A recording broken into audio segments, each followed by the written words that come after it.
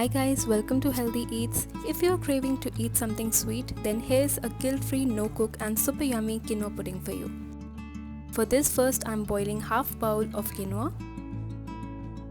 I soaked about 20 to 25 almonds overnight and peeled them. Now transferring it to a blending jar.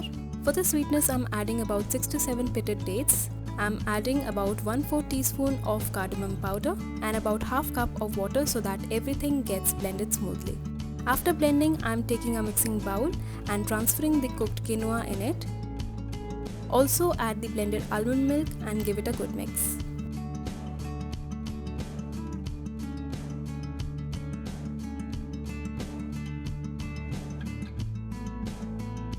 Now topping up with the dry fruits, here I'm adding some chopped pistachios and almonds.